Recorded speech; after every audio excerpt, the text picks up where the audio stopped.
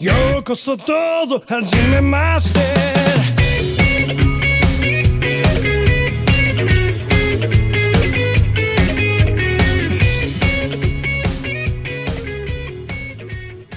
Hello everyone, welcome to the GLORIO Chat, the best anime podcast on the internet. 2020 is finally over. I think technically there's new anime airing today, is there? We're recording on Sunday. It's today or tomorrow. By the time you're listening to this, by the time you're listening, definitely. Yeah. But, before we move on, we do want to take one last look back at the best shows of last year. You may have already seen we have a post up with our top 10, and so we're going to kind of talk about those shows, give us one last opportunity to kind of wrap that all up before we move on to, the non-stop anime reviewing machine that we are here until we move on to the, next season. But yeah, before we do that, let's introduce everybody. I'm Jel. I am joined by Iro. Still here. Not dead yet. Yet you made it through 2020 and can still say that. That's an accomplishment. Yeah, maybe in 30 years I can tell the youngins about how fucking shit it was outside. Yeah. Who knows? Yeah, we'll have we're definitely going to have stories to tell. And I'm also joined by G. I don't know what you're talking about. I'm still living in 2020. It's called 2020 Super Turbo Edition now. Yes. I'm sorry. Today's actually December 33rd. Yes. 2020. Yeah. 2020S Echoes of an Elusive Age. I don't 2021 is not a date anymore. 2021 is an ideal.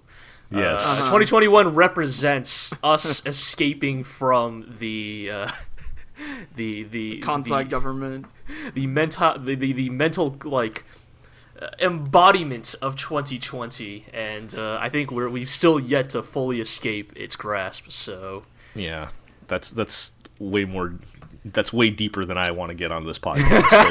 But, what's good, everybody? And finally, we are joined this week by Artemis. Hey, good to be here. Welcome back.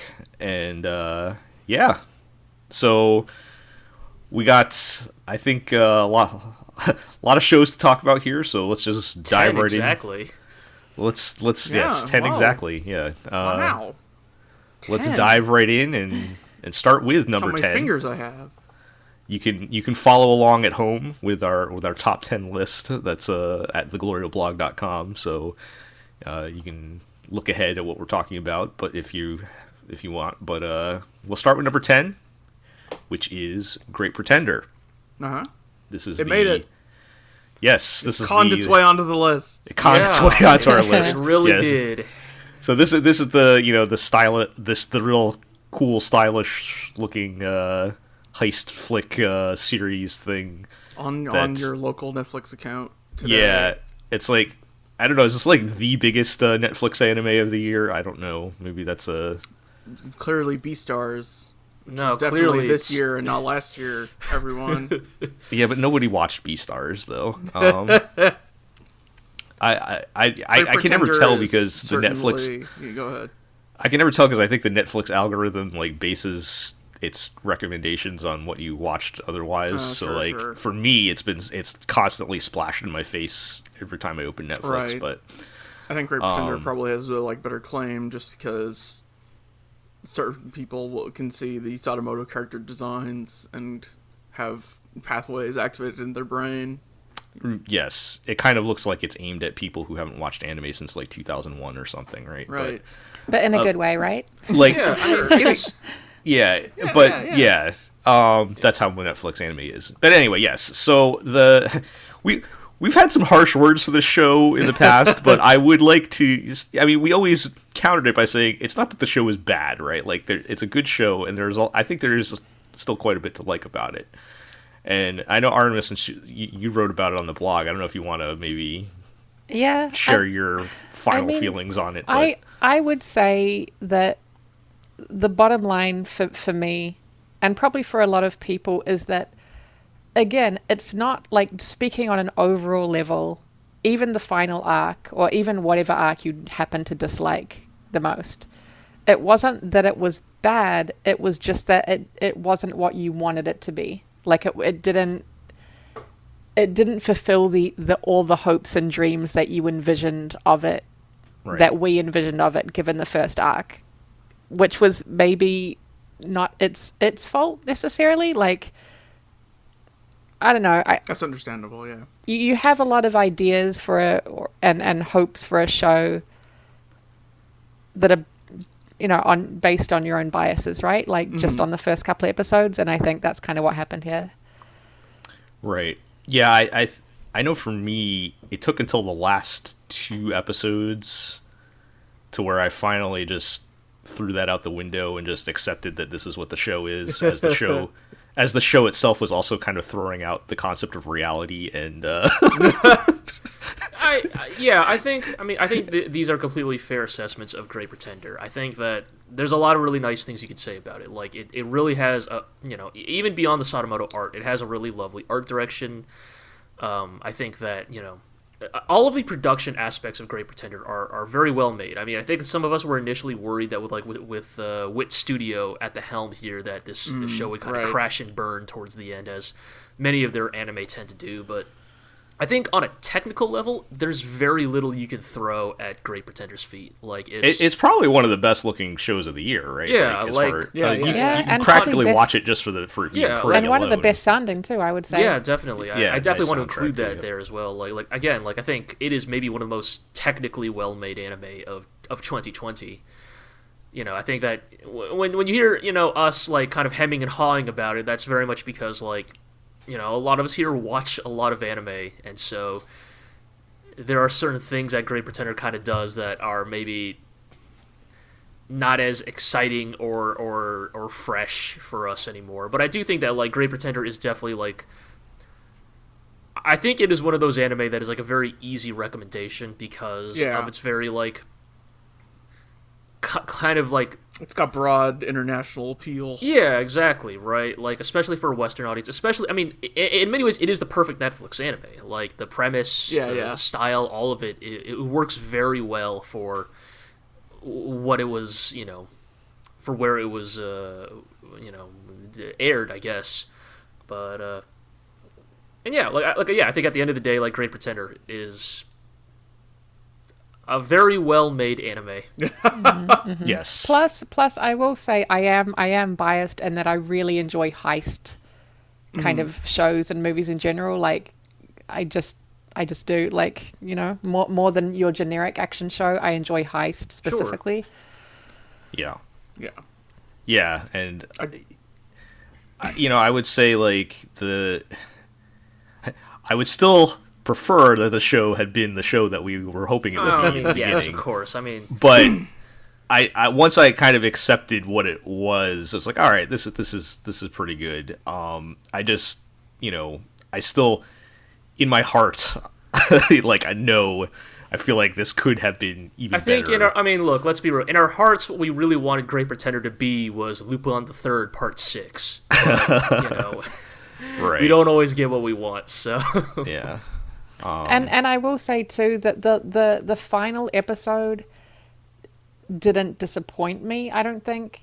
And maybe again it was because I had also kind of resigned myself to, well, okay, so it's not the show I wanted, but that doesn't mean it's a show I won't enjoy, There's still some fun stuff in there. And I think it ended on when it came to, and this is how they physically pulled off this particular job. It was dumb, it was ridiculous. But that's why I liked it. It was getting back to that dumb shit that kind of endeared me to it in the first place. Yeah. I guess I would just conclude by saying the show could have been much higher on this list.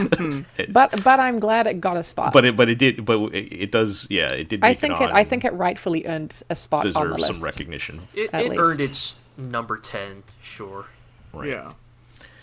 Just pull the gif of Abby smashing the butt of a rifle against the ground over and over. Oh yeah, that was pretty good. All right. So let's move along to number 9, and we'll talk about Talentless Nana. I know I'm the only one that watched it, Yeah. but Sorry. Wait, you're literally the only one that watched it? that's on this podcast. No, currently. a few other people on the blog have watched it, I believe. That's some of the I was other like, people were watched it, were you giving like a whole lot of weight to your points No. when you voted I think- that you were the Oh, only trust one? me. Trust me, if I were rigging the vote, we would not have the pattern of every single year my number one doesn't make number one. Demand so- a recount. Oh, no, we're not going boy. there. No, I will always say though, I'm Instantly always, dating this book. I will always say I'm always very surprised by for a little bit of inside baseball. I'm always a little bit surprised by certain shows that make it onto the list. Not because I think they're bad or don't deserve it, but more that I am surprised that enough people watched them to qualify. And I think Talentless Nana is one of those. Well, but it doesn't take much to. I mean, there's only so many of us voting. It doesn't take much to get onto the The list. well, onto Jill, to, tell the us 10 or 9 spot. why is Yeah. Talentless Nana How did the this ninth get on the best list when it's so anime of talentless? 2020? Anyway, this, you know what? It took me a while to accept, but this show's great. I don't care. I know I was calling it anime trash or whatever early on. This was great. So this is basically superpower kids, and it turns into a mystery thriller thing in some very unexpected ways. I'm trying to keep it somewhat spoiler free because the less you know about the show, the better. But we have talked about it on the podcast a little bit in the past.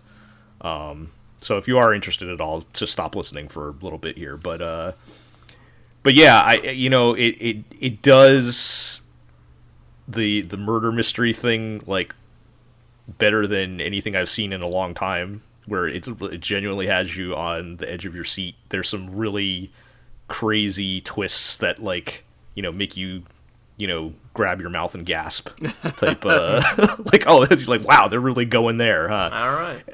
And we talked about, spoiler alert, Nana, the main character, ends up being like the villain basically, but she's also the main character. And I think one of the best things about it, aside from the kind of twists and turns, we talked about this when the show first started, it's very difficult to balance things out with the villain being your main character, right? Like, to make them without just outright trying to justify their actions, right, or doing whatever, without getting all the like Death Note people, right? Or Or like Lelouch, or right, who are like, oh, they did it. They're in the right. Right.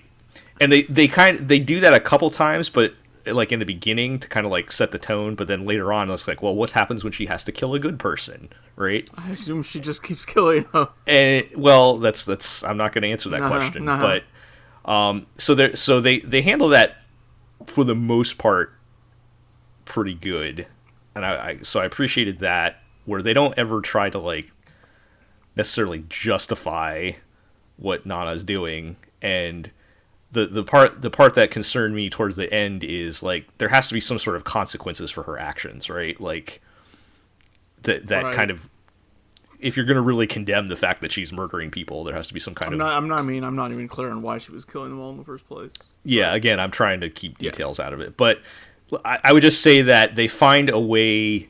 Because, like, if she just got caught or whatever, I don't think that would have been good enough, because that probably would have just made her double down on whatever she was doing.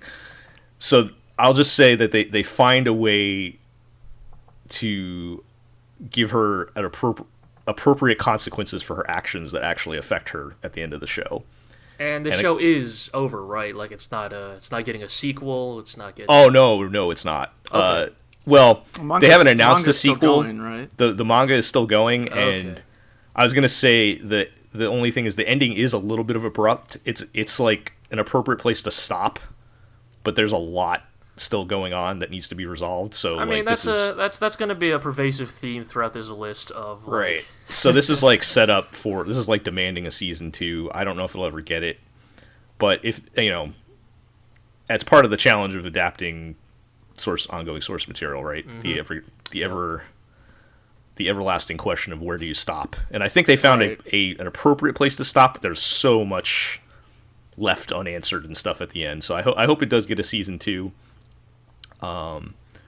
but yeah, it was a lot of fun. My controversial opinion, because this was airing, of course, last season with Akudama Drive. I was actually enjoying the second half of this more than Akudama Drive until Akudama Drive dropped the fantastic final episode on it on us.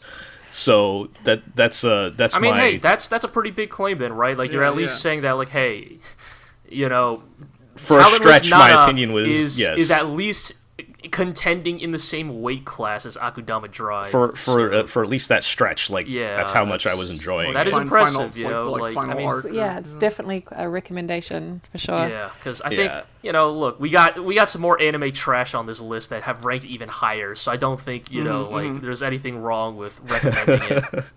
Yes. So, yeah, no, I'm diving. Where's that picture we always pull up from Chio's Chio-chan or whatever, yeah, where I'm diving into the trash here head first. So yeah, and again, I don't want to say any more because the less you know about the show, the better. I'm just recommending go watch it if any of that sounds remotely interesting. All right, let's move along to number 8. Let's talk about Kakushigoto, Dad Anime of the Year. This is about the manga artist guy who writes a slightly pervy gag manga and doesn't want his young daughter to find out about it. I'm saying it's a dad anime, but I think it leans a little more heavy into the comedy side of it than your typical dad anime. I mean, I think it is definitely like trying to be a hybrid of the two. I think.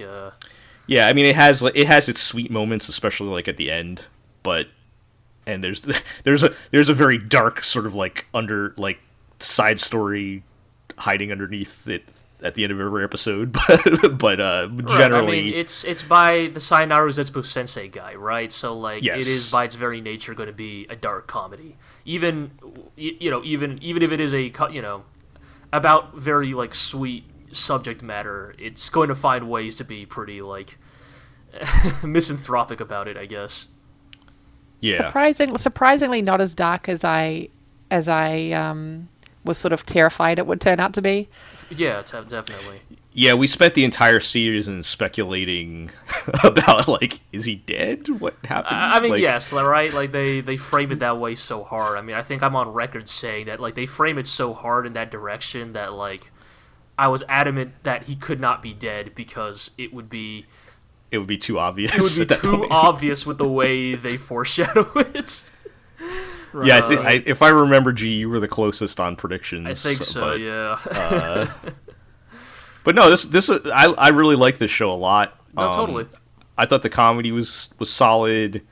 It never suffers from the big mood swings that you might get with a show like this, when you do try to incorporate some of the more dramatic or serious elements into it. Because it never really does get that serious, right? But and this is another one that has like a really cool art style. Yeah, definitely. Some interesting like color choices and things that. Yeah. Right. Wasn't Zetsubo Sensei also known for that? Like. Yeah, I mean, well, that's the thing, right? Like, yes. Art direction. But what if Shaft didn't do it? And it's like, right? I guess so. Yeah. I mean, really, it's just it is that style. It's just more like obviously influenced by like Great Pretender this year as well. That kind of city pop aesthetic. Rather than the kind of like stark color palette of Zetsubo Sensei. Right. But yeah, I really definitely enjoyed Kakushigoto a fair amount. I think that it did the thing that I like from my anime comedies of like finding new ways to make the same old joke, honestly. Like, between like the whole like between the jokes about making manga and the jokes about being like a single dad, like I think they managed to find good ways to again, 12 episodes, keep that relatively fresh. I'll always think back to the episode where Kakushi Sensei is going to like a fan meetup, an autograph signing session, and he is just suffering from like the most diehard case of imposter syndrome. Like he's so like adamantly convinced relatable. Yes, that's what I'm getting to. He is so adamantly convinced that nobody would actually like his work that it is easier for him to gin up a conspiracy that his publisher would just like hire stand-ins to line right. God. For his autograph. And somehow that is easier to believe than that maybe people just genuinely like his work. And as an artist, I was like, man, that is the fucking realest shit in the world. Yeah. I think my favorite episode was probably the very first one, actually. And I think it's because I went into it expecting trash, but not in a good way trash. Like, I went into it expecting pervy trash. Like, it was going to be more about his actual manga. And because the official synopsis kind of highlighted, like, this is a guy that makes pervy manga. Yeah, I'll fall on my sword and remind everyone that I did predict this was going to be the worst show of the season because of the premise. Right. We all had the PTSD from Arrow Manga Sensei, right? Like, Or half. I think the effective thing is also right. Is like, it tells us like how our expectations have been kind of twisted by anime because like, it's all Kakashi Sensei, he writes this pervy manga, and then like what little content you see of it is like the most like fucking softball shit in the world, like, right, it's like, he's wearing underpants on his head, ooh, crazy, and it's like, right, I think that is intentionally part of the joke, right? Although what was the name of the manga again? Something to do with balls, though. It was something to do with balls. It was great. But you know what I mean, of like, when you hear pervy, you're thinking like, right, like there's gonna be like incest, ecchi, like some real messed up shit.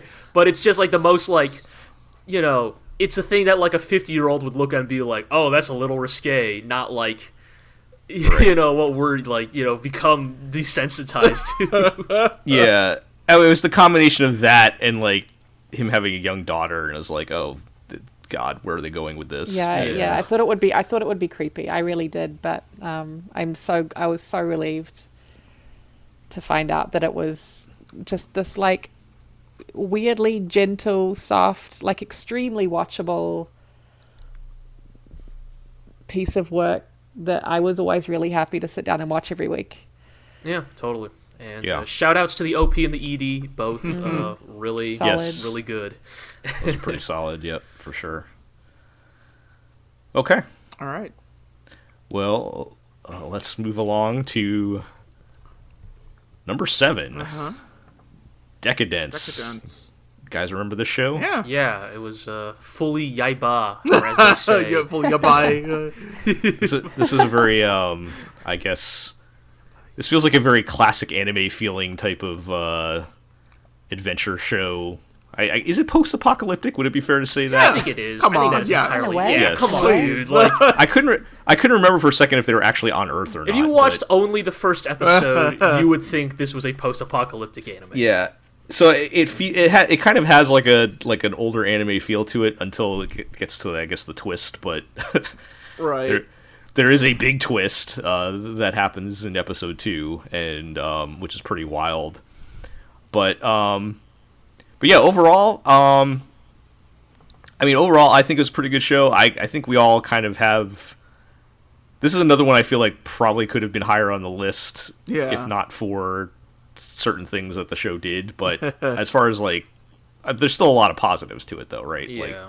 Yeah. I mean, so like, I don't know. Do we want to give like the brief, spoiler-free synopsis of this show? Like, how do we want to do this? Like, I don't know if you can not spoil the big twist. So spoiler. I guess we'll put. I mean, you could just say it's a show about a girl rebelling against the system, right? Like, post-apocalyptic kind of YA novel adjacent story about, Well, I mean, that's the thing, because one of my biggest things is, I mean, it starts out as about, like, Natsume, the female lead character, but it ends up really being about Kaburagi, right? Like, as the main character. Yeah, that's true.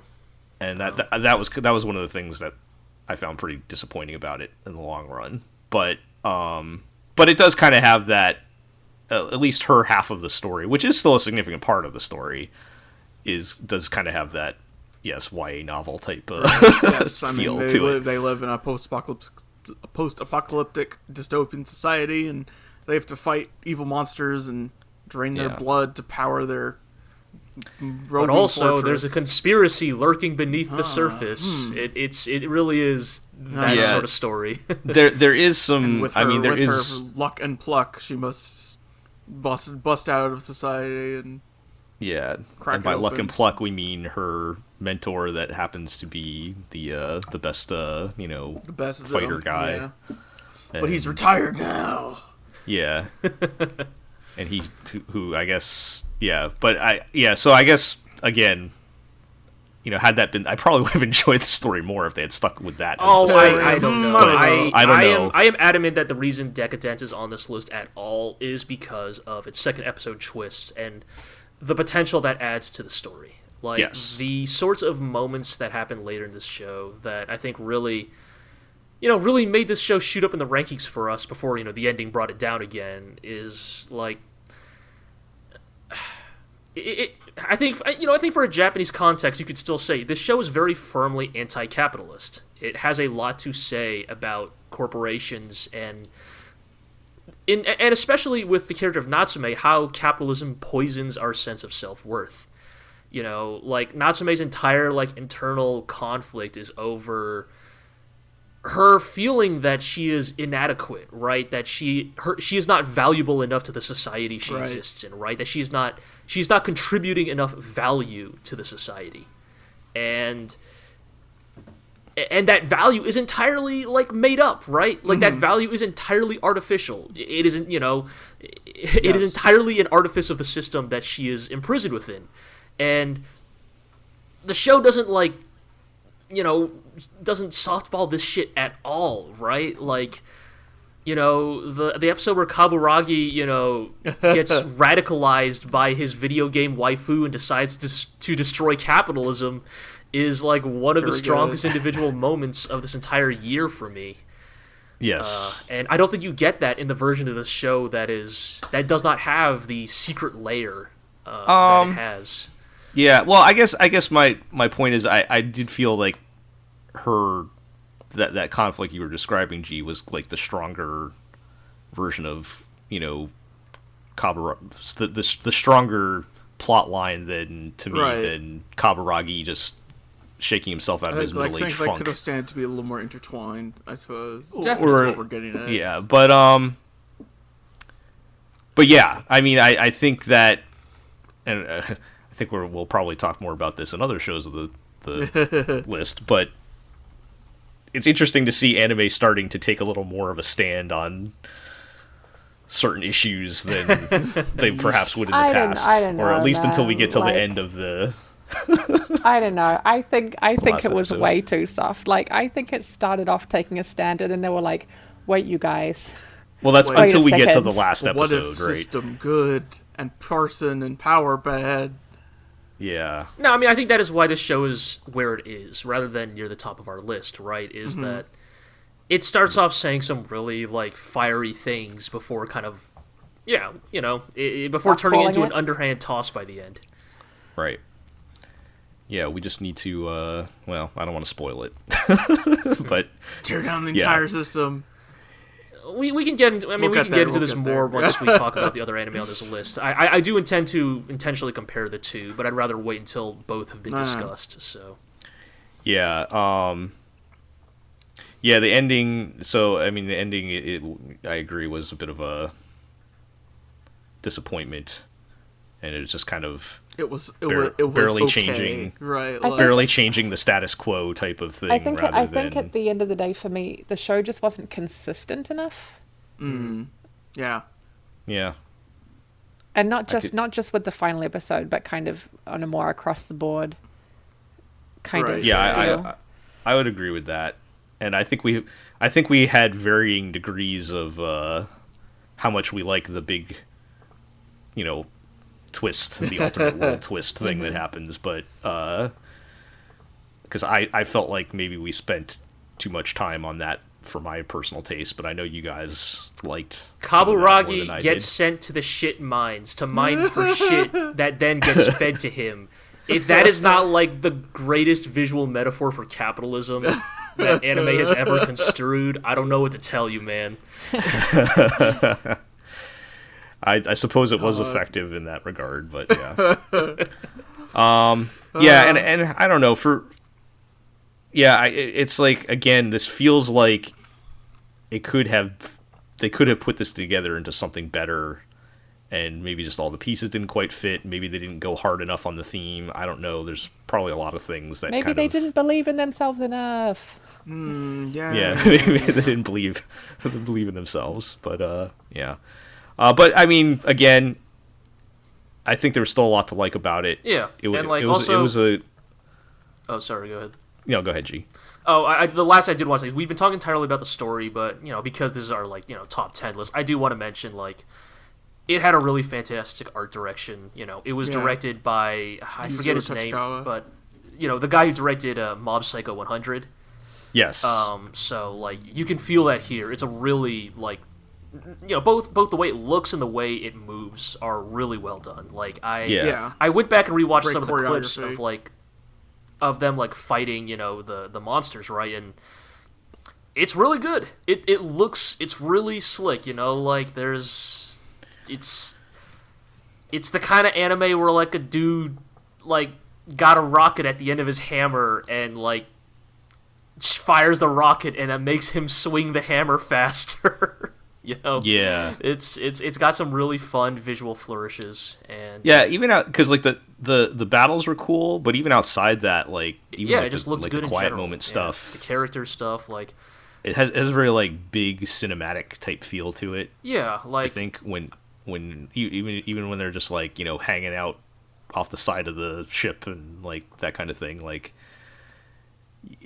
it has a very big scale to it. Yeah, which was kind of cool. I kind of arrived at this conclusion, for myself, maybe because I have been talking to, some of my other friends who aren't as tuned into watching anime as we are, and the conclusion I kind of arrived at is that of all the anime on this list,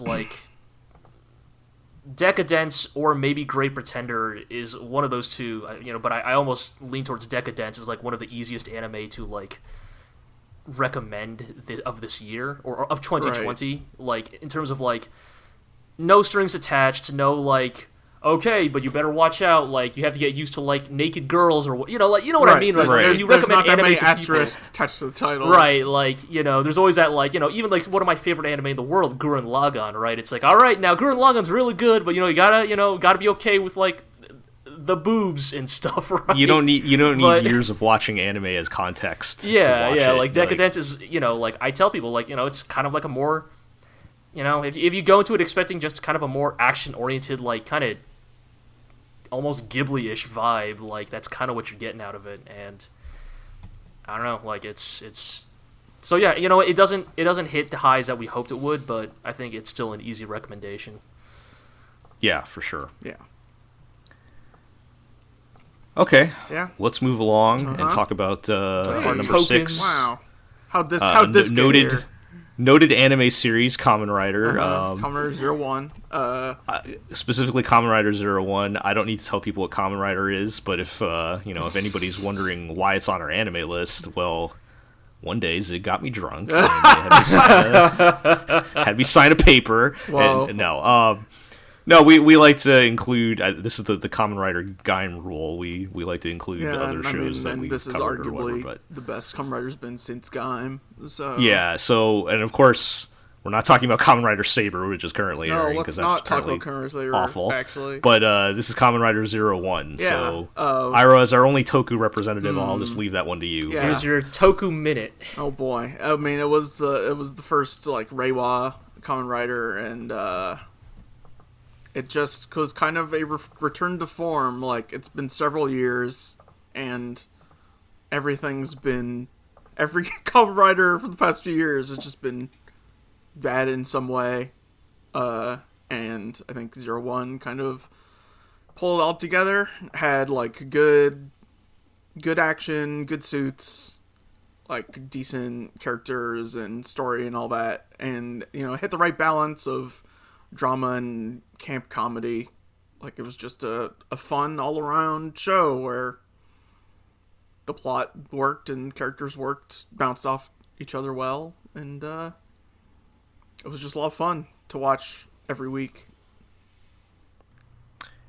And this because we always reference Gaim as the good one, the good one or whatever, but that actually this is actually more of a conventional type of Kamen Rider show, is very unconventional. Right, I mean, the vibe I've always gotten is that Gaim is legitimately good, and 01 is, like, good by the grading curve of what Toku is. Yeah, basically. But, also, another thing about 01 is that, as a live-action show, like... Made during COVID, yeah, right? production halted for a couple months due to COVID, basically. And so they lost a few episodes, and... had to basically cobble together an ending out of existing assets, like, on short notice. Wow. And actually pulled it off, I would say. Like, wow. They had to come up with stuff that was certainly not planned, but like, actually worked plot-wise, I think. I guess in the big Kamen Rider machine, you can't, like, take a break and come back. You have to keep the... I mean, they lost, like, a few episodes, but I mean, like, it was not... They did not drop the entire block where it was on break. Right. But I'm saying it's not like an anime where you can just pause it and then, like, resume, like, next season or something, because you got to start the next... The machine never stops. The machine never stops, right? Those toys have already been made. Yeah, they exactly. Right. They can't just sit in the factory. Yeah. That's interesting. They patched it up, and right. That's probably better than trying to. I'm curious of if somebody watching after the fact would even, like, notice. That's better than trying to do the last episodes over Zoom or something, right? Jesus Christ. I feel like Zoom is a dirty word now. Like, I shudder every time I hear it. Yeah, it's yeah. I think the villains were pretty good. Also, the most recent one, or not the most recent, God, a couple. The last Kamen Rider we all watched to completion was billed, and it had a real problem with the villain being generically evil, and every episode they would fight him and either win or get beaten, and then he would basically say, "I could have got you last time. I'd love to get you this time, but I'll get you next time," and then just walk away. What? Like, basically, right? That's a gimmick, I guess. No, I mean, not literally. I'm just like this is how it would end up. Sure. Every time, and so having 01 have villains who, like, would be more proactive in the plot and more interesting in their motivations. Is 01 the one with the CEOs? Yes, is the one with the CEOs and the robots. Not exactly a critique of capitalism, let it be said. But yes, this is the good capitalism one. Right? It's Look, we it's starting to come back to me now. From all the other times we talked about it earlier. Okay. Oh, but more importantly, it's the one that had the robot dog. It did have the robot dog. Okay. They had a tie-in with Aibo, official Aibo. Yeah, that was somehow important to the plot. That did happen. God. But this is what I mean, like, there's the drama of, like, people dying and stuff combined with the camp comedy of this dude changes sides because he remembered his Aibo when he was a child. And now that they built him a new Aibo, he realizes that everything he's done, he truly did for his Aibo. Yeah. I'm not gonna sit here and say it's better than everything else on this list, but it was fun. Yeah. Okay. Well, it's probably if for some reason you decided you wanted to get into Kamen Rider, this would be a good example of it'd be a good good Kamen Rider normally is. Yeah. All right. Well, enjoy the next 7 years of bad Kamen Rider until the next one shows up. Is that what it is? Is it an every 7-year thing? It's Kamen Rider and Super Sentai cannot be good simultaneously. I'm assuming Super Sentai is bad now. I mean, right now. No, because Saber's bad. Oh, Saber's bad, so, right, yes. Kira Major's been great. Okay. All right. Let's move along. We're in the top 5 now. Yeah. The heavy hitters. Top 5. Wow. And Uh-huh. let's talk about Anime News Network's worst anime of the year. Fuck off with that. I should clarify. I think it's only one person named it that, right? Like they don't have a full site-wide thing. But like let's talk about It Invaded. I like almost see where they're coming yeah. from, but then it's like the stuff they were like, this makes no sense. I'm like, yeah, it makes no sense. Let's go. Exactly. So It Invaded is show about diving into people's minds, but only if they're serial killers or something. I don't know. G, you explain it. All right. So Well, I do actually have an understandable version of the premise, and then the anime bullshit version of the premise. The understandable version is that It Invaded is a sci-fi crime thriller where special individuals can stop criminals by entering basically a surreal mental space. And like basically solving the crime in the mind of the criminal. Think like Minority Report, but by way of pure anime trashiness. And I say that because the anime trashy way to say it is brilliant detectives enter the id wells of serial killers through the usage of the Mizuhonome and the Wakamusubi. And yes, of course. You're immediately, if you're the kind of person who hears that and is like, "Fuck this, I'm out," It Invaded's not for you. But if you're the person who hears that and you're like, "Tell me more," then let me tell you, It Invaded is the best anime trash of 2020. Like, It's with a bullet. It's kind of like a murder mystery thing, except all of the clues are pulled straight out of their ass. Yes. Make no sense. Like, well, they're pulled straight out of the Idwell. I mean, yes. And you have to be okay with that. I don't know. Yeah, I mean, I think that like at its core, like It Invade, I think is kind of a genuinely like. I think it is like proof that you can be unapologetic anime trash, but still be like, not only entertaining, but like genuinely compelling and interesting. Like, yes, like the actual way the mysteries are solved is ridiculous, but I do think that like as a murder mystery, as a like procedural detective anime, I think it legitimately does a pretty good job at what it is. Like, Yeah. I think the charm for me really came from the fact that despite being an anime about serial killers and people jumping into each other's subconsciousness and getting into the mind psychologically of a serial killer in order to catch them, etc., the anime was not like a super dark, like try hard, like look at me, I'm so dark and gritty, haha, edgy. Right. Like it had a surprising amount of, I almost want to say joy. Like, yeah, I kind of see what you mean, Artemis. Like, there's a certain way it carries itself that I think is very delightful. Like, it knows that its rules are kind of zany, but also, like, it is so happy to play with those rules, like... Right. Like, just all the moments in that show when it's like, for example, like when Hondomachi becomes eligible to become a brilliant detective, and the reveals that a brilliant detective has to be someone who has not only technically killed multiple people, but has derived enjoyment from it. And, like, Hondomachi, who is, like, the, like, plucky, rookie girl cop, like... She is technically, like, when the reveal of the logic is that she has technically killed multiple people, and she's like, what do you mean? Like, I only killed, like, that suspect who attacked me, and then the, like, grizzled detective's like, no, you also killed yourself. And so now that's two people, you're a serial killer. Well, sure, when you put it like that. Right, but then it's like, wait, that's absurd, but then you remember, you know what, she did willingly self-impale herself on that drill. On a drill, yeah. So it's like, oh, I guess. I guess that makes sense.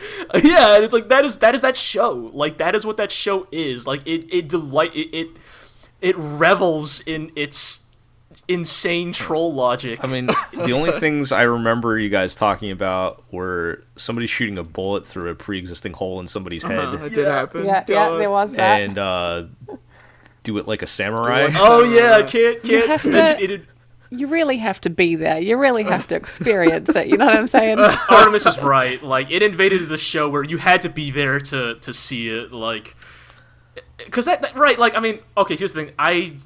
So you know, for context, It Invaded had a lot of insert songs by the artist Miyavi, who is famous for being A rock god. an insane person with a guitar. I believe Akugay described it as when you can make your guitar wailing sound like clown honks. Maybe you're too good at guitar. Yes. And so a lot of songs by that artist are featured in It Invaded. And at first you're like, this is absurd.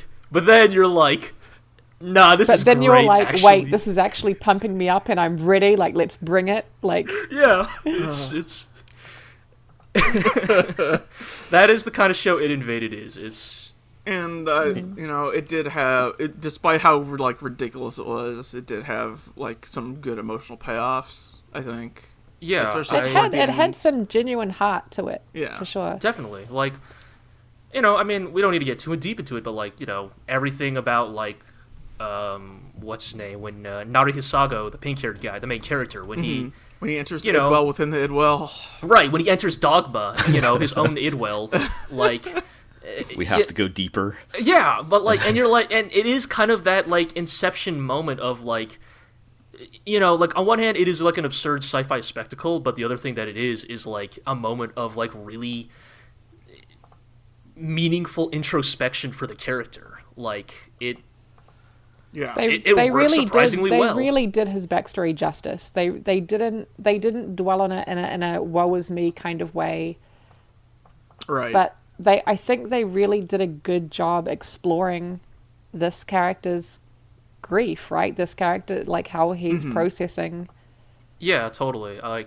Like, you know, when you hear, oh, you know, grizzled detective with, you know, a tragic past, you know, like, you know, wife and kid killed, and, you know, it's so easy to look at them and be like, oh, great, here's another case of, like, cheap, you know, motivation for the character. But, like, they really did, again, for, like, an anime that, despite everything we have just said about this show up till now, like, did a really good job of examining that character and, like, the way he emotionally works, you know, to varying success, worked through that grief. Mm-hmm. And it's believable. Like, I believed it. Like, emotionally, I believed everything Totally. he went through.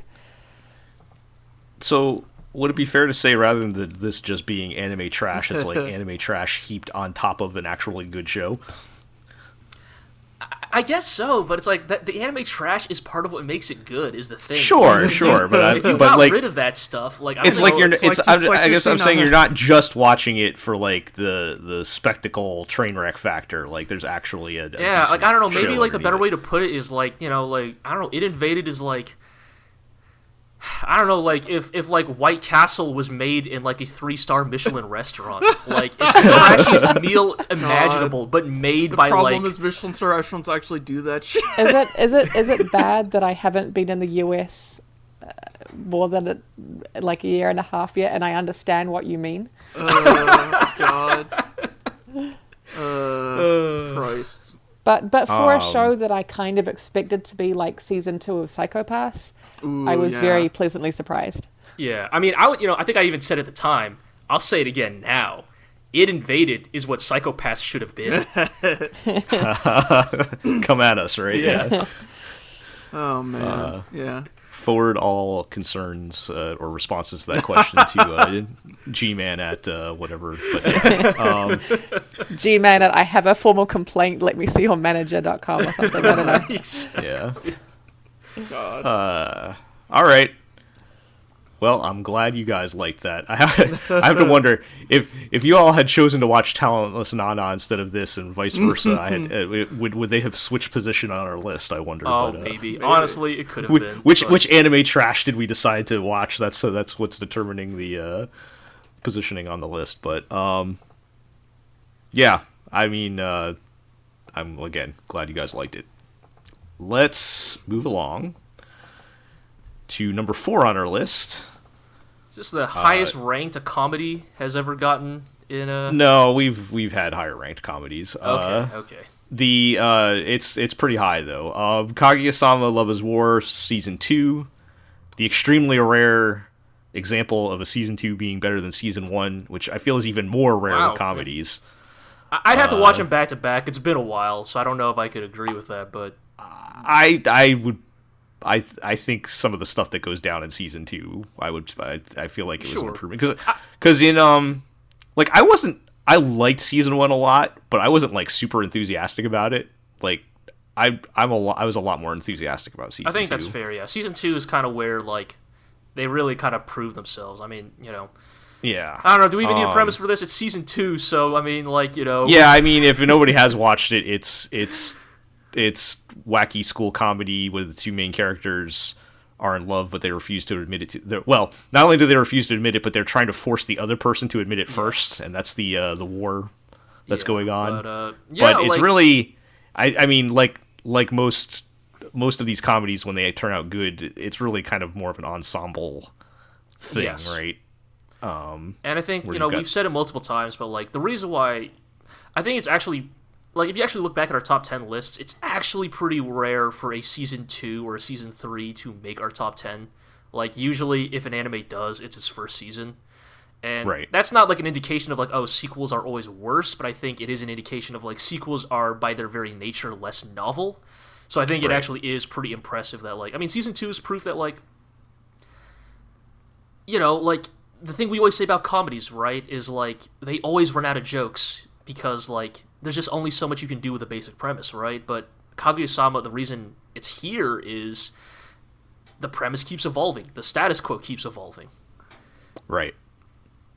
And that's another extremely rare thing for a comedy, especially for anime comedy, where they're just gonna milk that well, dry until there's nothing left, and then, but yeah, I mean things change, characters develop, relationships develop, even if it's not necessarily, well, I mean the main couple, that relationship develops as well, but new characters come in that aren't annoying, which is also a difficult thing for comedies to do. A couple of new cast members this season, and they add to it, right? Like they add fun new character dynamics to the jokes that couldn't have been there in season 1. I was, like a minor example, right? Is like I'm thinking, because I rewatched the final episode of season 2, before the end of the year, right? And it's like the Mario Party minigame episode, right, where they're blowing up the balloon and like they make I can't remember like there's a great bit of like freshman hazing, there's a great freshman hazing bit there in it, right, that like could only exist because that character is now integrated into the main cast. And I forgot that episode ends with the Mario Party balloon game and everybody dies. Yes, it's very good. About fucking Bowser's Big Blast. Like. Yes. It is literally that minigame. Yeah. So yeah, I mean, it's not really too. I mean, you can't really say a whole lot about comedies, right? Like you have to.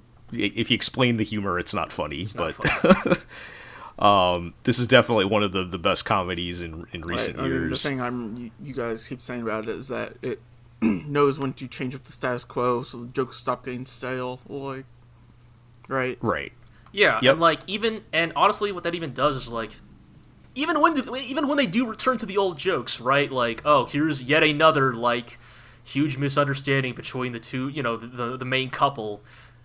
It kind of feels fresh again, right? Because, like, actually, it's been a couple episodes since we've had one of these jokes. Like, let's, why not, right? Let's do it again, basically. Yeah. Right. If you do it right, it becomes a running gag as opposed to getting stale. Yeah, that's a great way of putting it. Right. Yeah, and another good-looking show as far as anime comedies go. Oh, yeah, no, surprisingly, well made. This is what is it? Who A1 Pictures does this, right? This is definitely one of their higher end works. I felt like season 2 looked even better. Like they poured a lot into the season 2. But yeah, it's just a really fun show, and I can't. Well, first of all, I can't remember the last comedy we got that's getting it, because if they did confirm there's a season 3 coming, right? Yes, they did. Okay. I can't remember the last comedy that got a season 3, and I definitely can't remember the last time I actually wanted a comedy to get season 3. Right? So Like, we were like any, less than or a, you know, any we're show like a season 3, to be honest. Like, not just a comedy. yeah, that's fair. Season 3s in general are pretty rare these days too, as well, unless you're like a Shonen Jump show or something, right? Yeah. So so yeah, that show's just a lot of fun. Let's move along. Yeah. We're getting into the heavy hitters now. Uh-huh. These were the number one contenders on the list in our top 3 here, and we'll start with number 3, which should have been number 1. Someone Agree. Someone here Strongly gets agree. me. Number 3, we have Dorohedoro. Dorohedoro. Yes.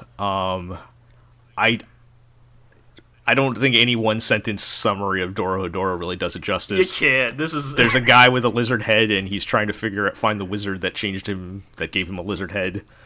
They live in a rundown, dirty city that's literally named Hole, and they're being oppressed by wizards who are all assholes. And his solution to solve that mystery is to just kill every wizard he meets. Yes, just knife them all. Because if you kill all the wizards, then By process of elimination. you have gotten revenge. Yes. But yeah, there's Dorohedoro's great. It's great. It's. I think the level of like imagination and creativity and just like in the world building and the art style and the characters, like it feels very unique and creative, which is one thing I appreciate. I appreciate that even though it's extremely violent and bloody and feels like on the surface level it kind of harkens back to like late 90s sort of anime that's you know super violent and Right, like your edgy or whatever. Berserks and such, right? Like, But right, and it is technically from that era, right? well, but it actually is technically a little bit after that. a little bit after, But, but like it's at the time, even it was like a callback to that era, basically. Right, Right, like, I mean, the Dorohedoro manga was specifically made because the author was nostalgic for right. that hyper-gory era of, like, seinen manga. So. But rather than go the dark and edgy route, like it's very fun and a like black it's comedy, super funny. right? Like it's like these are the most lovable serial killers. It's Like, campy. It's campy in a really Yeah. great way.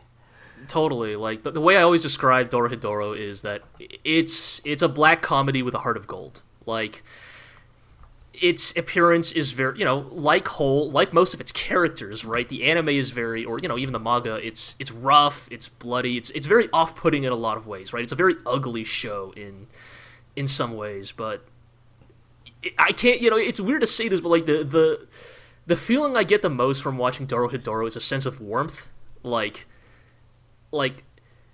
despite the sheer misery that you these feel people you live feel in. good watching it. Yeah, Yes, like these people are so delightful to be around. They're so they're just in such a good mood. They're just it's the like unique. They're all type just of, having a grand old time in this terrible place. Yeah. yeah, It's like the exactly. unique type of intimacy that comes from like being in a dirty city, I guess. Yeah, Like, that's kind of a good way of putting it. Like there's a sense of camaraderie in its characters because of the like almost comically like horrible conditions they live in. And but it's not even just like those characters, right? I think it's like the whole cast, regardless Yeah. of which like social strata they come from, right? Because like everybody loves Kaimon and Nikaido, but then I think Shin and Noi are very competitive for people's favorite like characters in that show. Power couple of the century. Exactly. Like you're a real power couple when you could just go murder together. Yeah, they have And the have a monthly blast. girls Nozaki-kun structure, I as I've think said before. it knows the important lesson of it's easy to make characters likable if they have good friends around each other. Yeah. Even that's if a good way their of putting it. deeds are abhorrent, if they're buddies, they got buds. There And, was honestly no character that I disliked. Like even the most abhorrent characters I still liked. right. That's what I'm No, saying. totally Yeah. right. I mean, like it's. I think. I mean, hell, like Even when there's a big N reason- is like turning people into mushroom creatures and stuff. Yeah. But he's still hanging out with Shinoi. Yeah, Right. En's a really likable character despite being the main villain of that story, Like he is this horrible wizard warlord who also records Enka albums and has his own feature film about his backstory. Goes to food trucks. Maybe it's that every character is someone I would want to hang out with. Like, assuming I was on their good side, I would want to just chill an afternoon with them. Yeah, I mean, it's even the really vestigial characters, even Abisu and what's his name? Fujita. Fujita. It's I'd even hang out with those guys, right? Right? They're the kind of people you just want to hang out and play a baseball game with. Exactly. What about Johnson though? Oh yeah, there's some people's favorite character is the 6-foot cockroach wearing Air Jordans, God. Yeah. Yeah, I mean, you got the characters, and like I said, I just love the setting and the world building and everything. And the backgrounds are gorgeous. Oh my god. And the art, yes. the background art is gorgeous. I mean, people kind of harp on the CG a little bit.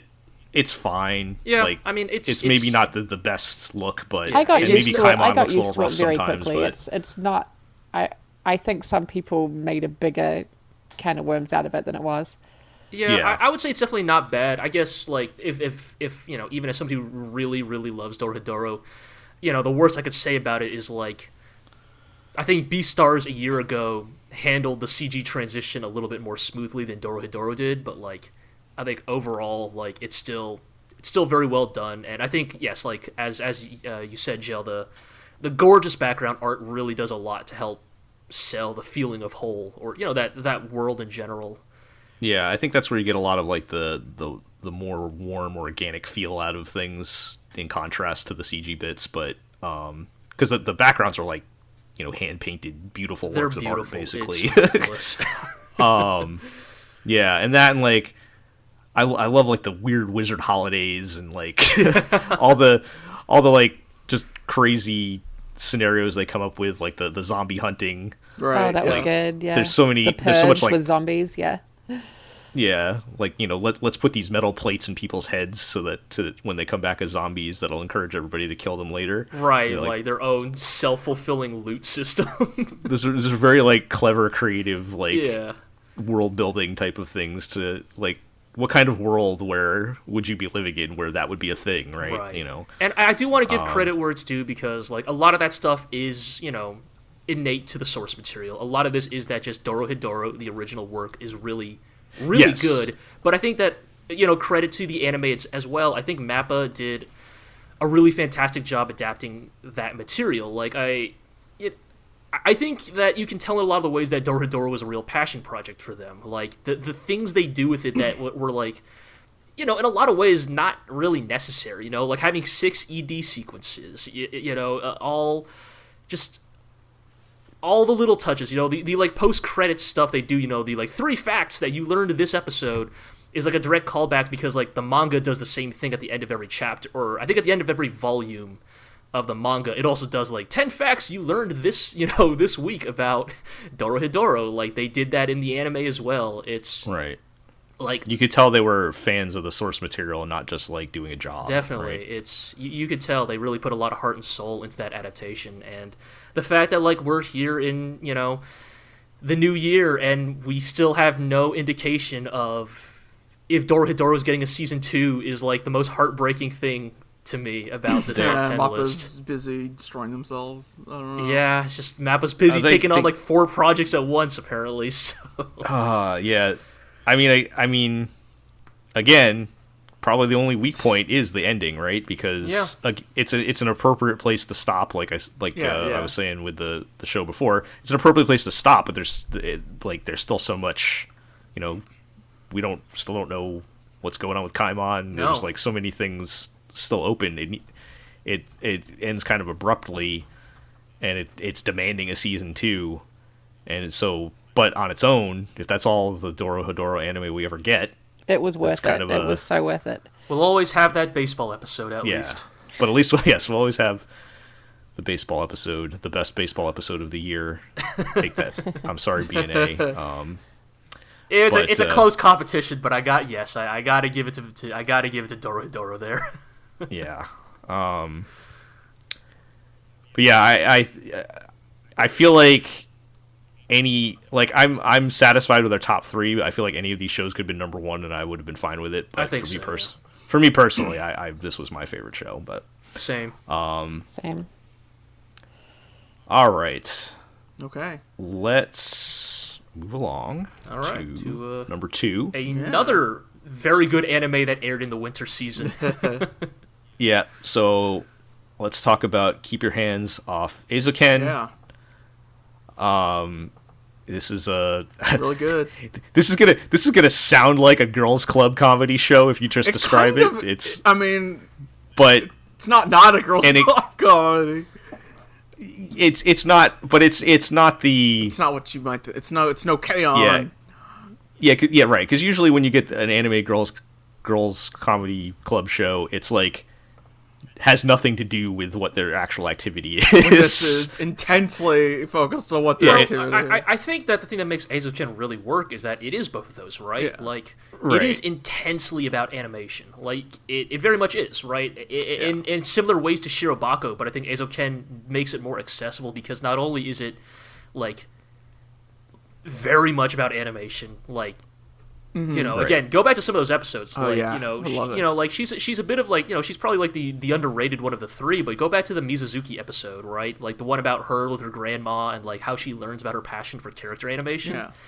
That thing is like one of the most like loving portrayals of like the love of motion that I think I've ever seen in anything. Yeah. But like, it's also a really good character like show, right? Like the main relationship between the three characters is a lot of fun. Like, it doesn't even have to be about animation. Like, Asakusa could be like passionate about like bug collecting, and that character dynamic they have would still be really, really fun to watch. Yeah. Right. For reference, for those listening who may not have watched the show, the plot is that three girls who all in one way or another are interested in animation to form the eponymous Eizouken or film club, basically to make their own anime. Explicitly not the anime club. Yes.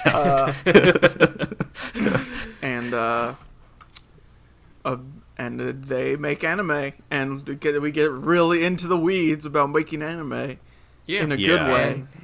But yeah, I think that's the thing, right? Is like, you know, again, I'm an artist, so I'm a little biased here, but like, Eizouken is a really celebratory work without becoming too, you know, self-gratifying. Like, it gets into what drives a person to want to be creative, and also what are the obstacles they will always run into in this field. You know, like, I think Asakusa is, like, maybe one of the best portrayals of an artist I've ever seen in fiction.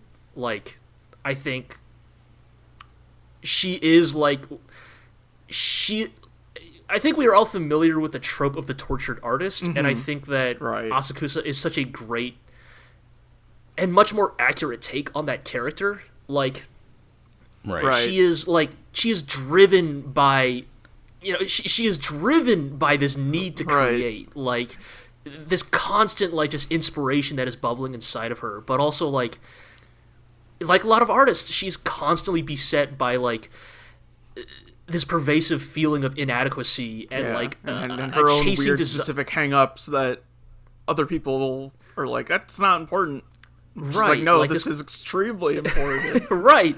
But even, like, you know, that constant chase for perfection that, like, just you can't do, like, honestly doesn't exist anywhere. Like, you pick your favorite anime in the world. Like, pick your number one unironic favorite anime in the world. I guarantee you ask the people who worked on it, they will tell you, yeah, like, that scene, I really wish I had done it better. Like, it didn't turn out, you know. Fuck it, man. Anything, Go, anything. Fully Cooley, the hybrid rainbow scene, I guarantee you talk to Tsurumaki, he'll admit something about it was not exactly 100% what he envisioned. Like, that's what being creative is, right? Like... Right. And Eizouken really understands that, and, you know, it doesn't necessarily glorify those parts, but it celebrates the whole, like... Well, I think I mean, that's where I think the fact that they balance it out with Kanamori helps a lot. Because you have your two creatives who are, the big dreamers, but kind of get lost in their own head sometimes, and they kind of smartly stuck in a character Kanamori cracks the whip. Kind of money. Yeah, who can kind of balance out the practical end of it, Right. which is a an important factor getting we had our getting anime made. I mean, like Kanamori is like also like the really important reminder that I think to a lot of artists, or not even just artists, but people who watch media in general, that like there is nothing wrong with wanting to make money off your work. Like, yeah, I think Kanamori.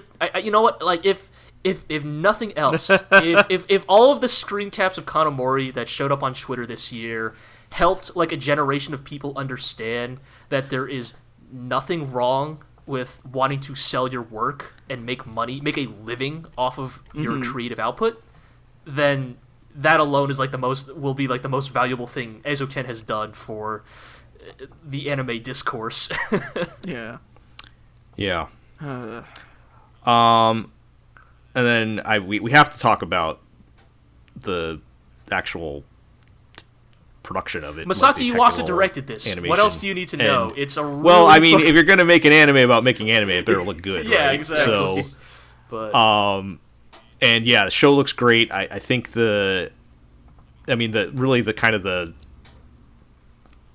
first thing everybody thinks of when they think of the show is going to be like the imagination sequences, right? Oh yeah, like, absolutely. That's like the first time they do that is like the first time you realize, okay, this is the type of show we're going for here. yeah. Like it's the unique thing of being able to explain principles of animation simultaneously as demonstrating them. I think. Right. And that, and I love the art style, the like half colored in acapella sound effects, like line art, yeah. Well, I mean, even outside of the dream sequences, right. like the sort of weird rundown city, right? Whatever's going on in their teacher's weird lounge city, in the old pool, right? Yeah. Like the very weird world building of that. Like it's not quite our modern day. It's almost like post Cataclysm. Right, like it almost gives you like a weirdly like post apocalypse vibe of like some real bad shit might have gone down like 100 years ago or something. Right, but there's been enough time to like rebuild. That people are just living their lives again. Right. Yeah, like I don't know why. Like, I think it was in the first episode. Like the scene where they go to the laundromat was one of my favorite scenes. Oh, it's real. I mean, yeah. Where it's just like nothing really happens, but like all the subtle stuff of like Kanamori like beating on the machine for. We gotta crouch under the like weird busted door to get in. Yeah, and take and the just upstairs like tunnel to the bathhouse or whatever. Instead. I mean, honestly, we were talking about it with the with the prior show, but I think Eizouken kind of has a lot of what Dorohedoro had of like. Yeah. There's a sense of like welcome to it, a warming sense of like openness to it, like you just want to be in that world, right? You just want to very like lived in, yeah, sort of, totally, yeah. I mean, we mentioned it just every seeing time. Just seeing like them getting the little things, the little subtle things, in addition to like the big, grand, fantastic things. Totally. Man, I should really watch this show, huh? Oh man, Artemis, you. Hey, if you want anything to let you forgive Yuasa for Japan Sphinx, yeah. Oh, Artemis, you can't let Japan Sinks be the only Yuasa anime you watch in 2020. I'm begging you. You have to watch Eizouken. You need to redeem Yuasa in your mind. I don't like. Is it? I don't know, man. Like, is it redeemable though? Is it?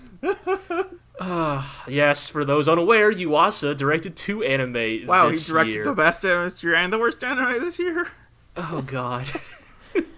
Wow, are you guys crazy. ready to declare Japan Sinks the worst anime? I am. If I'm not, I'm very close.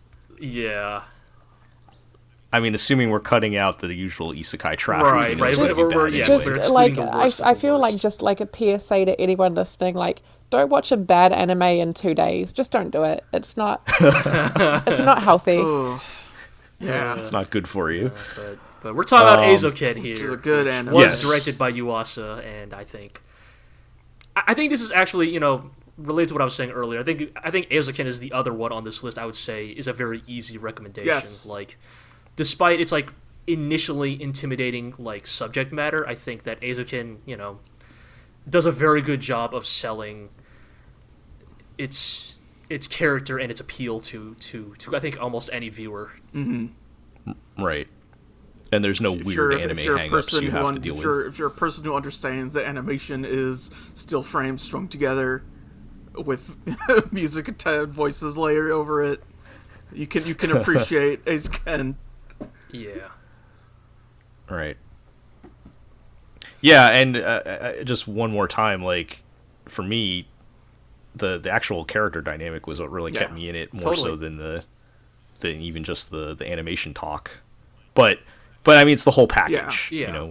You have to have them all. They all have to work together, and it does. So, all right, let's wrap things up with number one on our list. I don't know why you guys were all shocked this was number one, but I guess I was, again, in a pre-winter 2020 season, I was like willing to bet money Eizouken would have been our number one. Like I was gonna bet Dorohedoro, honestly, but yeah. I mean, look, Dorohedoro is the number one in our hearts, but like I knew well enough that like it did not have like the groundswell to. It had enough support to make top 5. I knew that for Let's just sure. say we have all the Dorohedoro supporters on this podcast. Right. All the Dorohedoro supporters are literally on this podcast. So like we were talking about number 2 and 1, even though it's not our personal number 1. Yeah. But yeah, we're talking about Akudama Drive. If you haven't figured it out by now, which is based still a on very previous, good show. Oh man, it was good.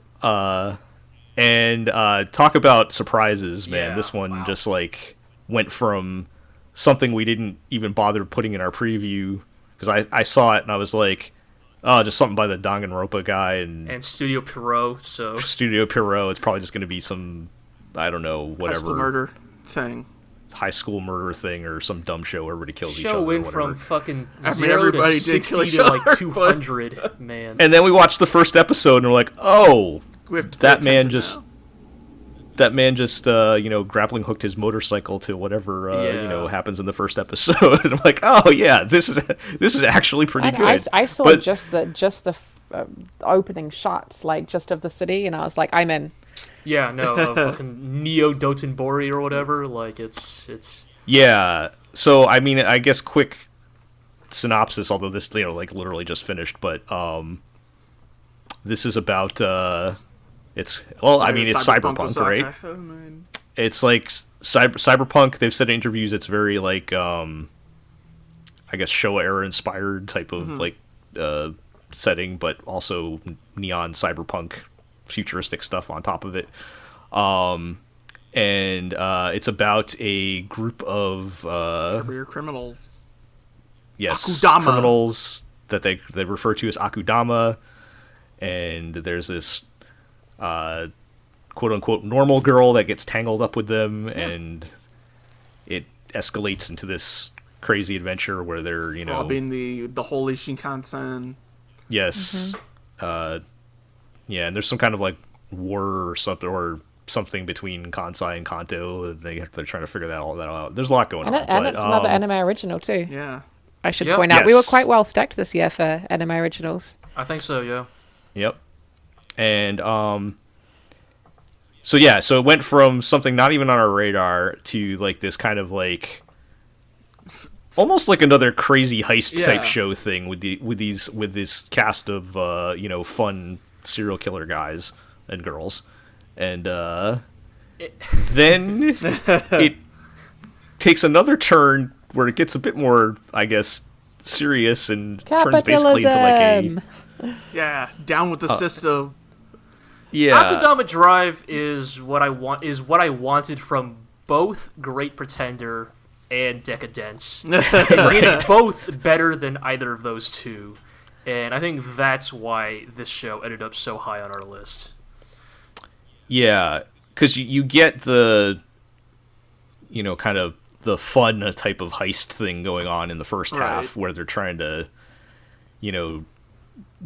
hijack this train and, rescue these kids or whatever. But also, what if Abby had a motorcycle and got into, like, 6 more fist fights than she did in her own anime? Oh, God. So, I mean, easily the coolest fights of the year in this show. Oh, yeah, and then what if we all made a bunch of conspiracy theories to see which one of us was right, and then none of us were right?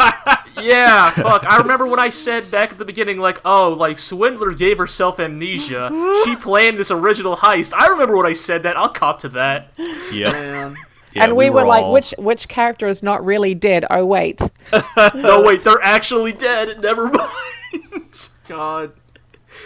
Or like, Yeah. oh, remember we wrote, oh, who's the 4th executioner? Who's he? Turns Out he doesn't matter. It was a false. It was a red herring the whole time. Thing that just starts off as like, oh, our wacky criminal buddies, and then it's able to turn into like, what kind of society is this where the criminals are like this? Like, yeah, like it's. Sorry, go ahead, Hiro. Yeah, no, go ahead.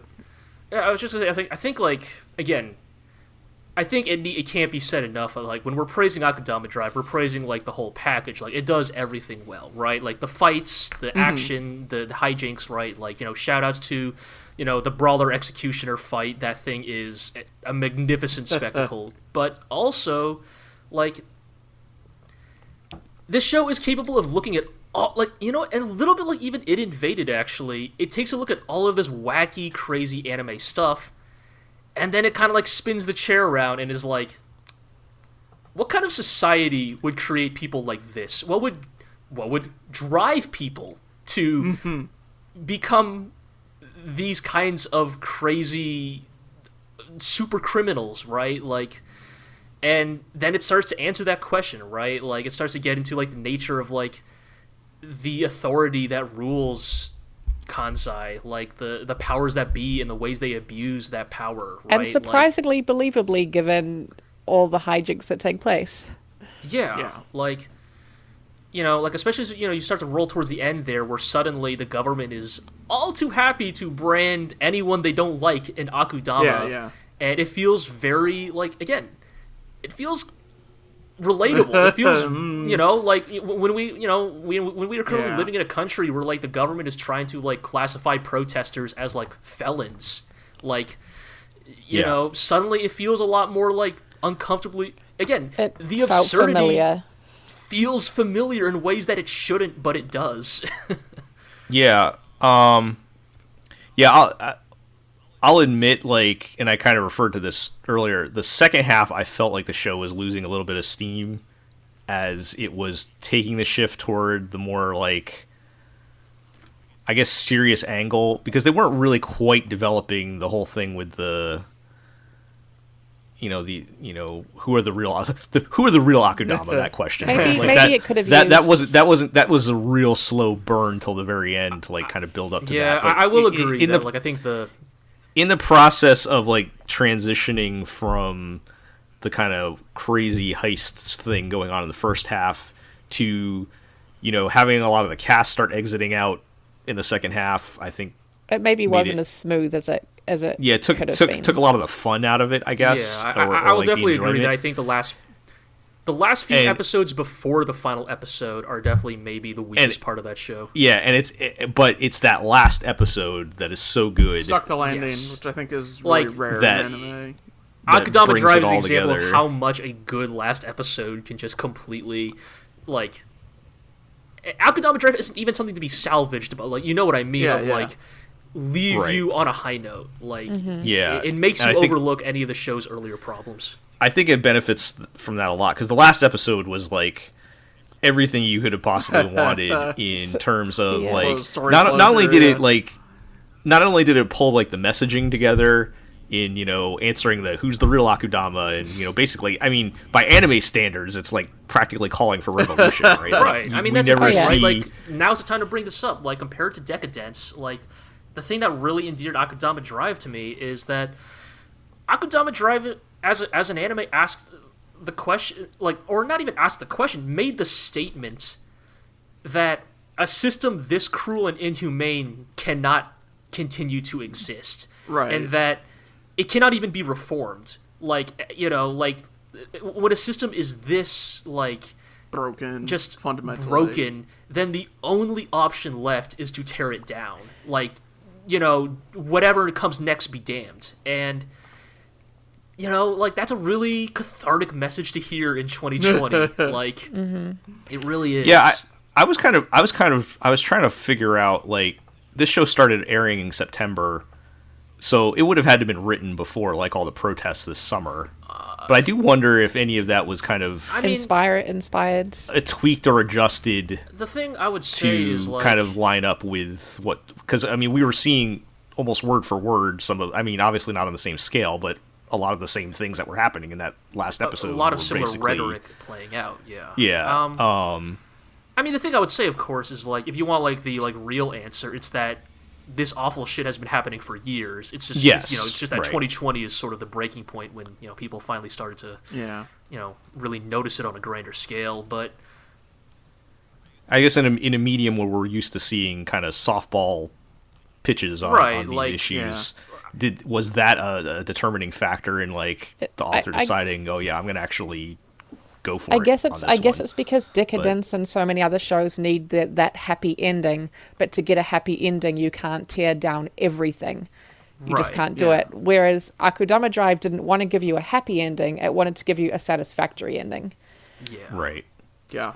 That's probably a good way of putting it. And it was both sad and uplifting, I would say, at the same time. Yeah, like I think if Akudama Drive had gone, like, I mean, that's the thing. I think even everything else, like, exactly is left exactly the same. If Akudama Drive had went for a more DECA-DENCE, like, conciliatory ending, I would have had a much dimmer view of the show. Honestly, like, I was like, you know, Iro can attest. I was sort of on pins and needles towards the end of Akudama because I was like, yeah, man, I'm really like, I need the show to end the right way, but I'm really worried it's not going to. Right. Yeah. And, you know, so yeah, like, I think, like, I mean, again, I think, you know, we don't need to, like, you know, fucking, you know, make our list clear here, but, you know, I think it speaks to, like, I don't think Akudama Drive was necessarily, you know, I mean, at least it was not my number one anyways, but I think it speaks to the reason why it is here is because, you know, it is the full package of comprehensive elements that make up, you know, a good anime. I'll say this. Not a lot of people voted it number one, but every single person that voted had it pretty high on the list. Yeah. So the fact that you can get all of us on board, right, and this positive about a show is that's why it's number one. Is there even an anime, like, in recent history that all of us have even watched, like every single one of us? You know, like. There's probably a couple, but I'd have to go back and check. My bias tells me the last time that happened was probably Kill la Kill. I think that was. I think it's pretty rare, for, at least for voting. I think it's pretty rare for all of us to vote for an anime. I'll put it that way. But there's probably a couple that we've all watched. But yeah, I'll just add one more thing on the last episode and in general on the show. Like, even when it did take the more serious turn and kind of start hitting these kind of heavier issues, it was still really cool. There was still a lot of fun, cool things happening. Yeah. Like, especially in the last episode, we got the things that we wanted. We got the 500 yen coin. We got the swindler thing. We had Courier take on literally the entire government with his motorcycle. We had Courier use his metal arm as half of a rail gun. Man, like there was. I mean, that's the thing that last episode does really well is it combines all the things that are good about Akudama. It brings it all back, right? Because we had, you know, those prior episodes, we were starting to lose some of that spectacle, right? Yes. Like Brawler's out, you know, Cutthroat's out. Like, you know, you start losing a lot of those big, goofy characters suddenly. You can't have that crazy spectacle anymore, but, you know, they found a way to bring it all back, you know, even with a character, you know, that's as much of a sourpuss as a Courier. So yeah. But I mean that was part of tying it all together, even his kind of change of heart. Because you guys remember, I asked, like, why did Courier decide to help Swindler out of nowhere, and I realized, well, like, I'd realized later, oh, well, he got swindled like everybody else, right? Like, that's the and just how they and you know how they handled Swindler's character and you know what happens with her, and it all just comes together so good in the end. Totally. In a way that they very easily could have messed up given the direction that they were headed. with the previous episodes, and they really pull it off. Yeah.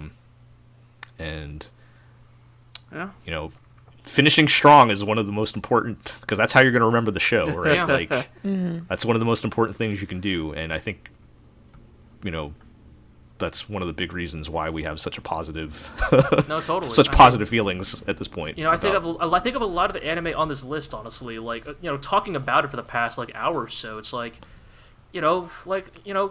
Great Pretender, Kakushigoto, DECA-DENCE, It Invaded, you know, even Dorohedoro, hell, even Eizouken to a certain extent. Like, if you actually think about their last episodes, like, a lot of them aren't that, you know, outstanding, right? Like, Yeah. or at least you wouldn't, for all those shows I just listed, you wouldn't say the last episode is the best episode. But you could make that argument for Akudama Drive. Yeah. Yeah. All right. Well, Good times. that's the list. Another one down. Another one Start down. it up again. Yep. We're just gonna be right on to the next one now. So, all right. Is there anything that didn't make the list you guys want to mention real quick? Just shout out. Oh boy. Let me think. I didn't plan ahead for that. My You bad, know, but, I'll bring up, like, you know what, like, hey, shout-outs to the baseball episode of BNA. It was a good episode. but not BNA. You know, look, like, it might not have been as good as Dorohedoro's baseball episode, but BNA's baseball episode was pretty damn good. Yeah. I don't know, fuck. It's just, that's sh- kind of the thing that pops out to me the most, I guess. I mean, I'm trying to, like, it's because this Ted Hopton list is in front of my face, but I'm trying to think of something else from this year, and I'm trying to... Something you else know that you what? watched that's not on blank. this You know list. what? Shout-outs to the No Guns Life Part 2 ending. The ending credits. Oh, the ending song, the Tekken 2 animation. Yes, shout-outs to its ED sequence. Yeah, God. that was pretty good. Quickly skimming a list of stuff that existed this year. Oh my god. Shoutouts to, Well. like, the 2 episodes of Jujutsu Kaisen that look really, really good. Shouts to the bits and pieces of Gundam Build Divers, I guess. Oh my god, was Gundam Build Divers this year? I think so. Then, Was Season 2, Sure. Season 2 of Build Divers. Oh my god, I forgot to even include it in my end-of-year post. Holy shit, I totally forgot. Oh my god. Was that pre-COVID? It was Is delayed Yeah, for that was maybe- pre-COVID. So that might as well have been like That 5 was years from ago. April Yeah. to August. Well, you know what? Shoutouts to all of my anguished conversations in this podcast about Build Divers Re-Rise and... Yeah. Jesus. All right. Huh? Yep. Well, on to 2021. You know, hopefully we'll have a better year this year. I'm not making any promises though. Don't hope for a better 2021. Make 2021 a better year. Yes. Sure. Let us make 2021 a better year. And to paraphrase my Grand Blue Fantasy crew captain, you know, let us all be strong and cute in 2021. Yeah, let's do I it. can get behind All right. it. Let's wrap it up then for normal housekeeping. You can check out all of our year-end stuff. So we all had our individual posts as well as the top 10 at theglorioblog.com to put the final bow on 2020. And you can follow us on Twitter at theglorioblog. You can let me pull it up because there's too many for me to remember now. I actually don't have it in front of me. The usual places. The usual places, let's see, iTunes, Google Play, Spotify, Amazon Music, Podbean, Stitcher, and YouTube. You can subscribe to the podcast there. Tell your friends, tell your enemies, and we'll see everybody next time.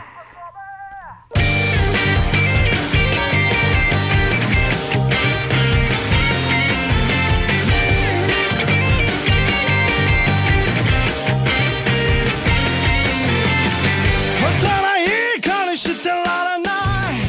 My titty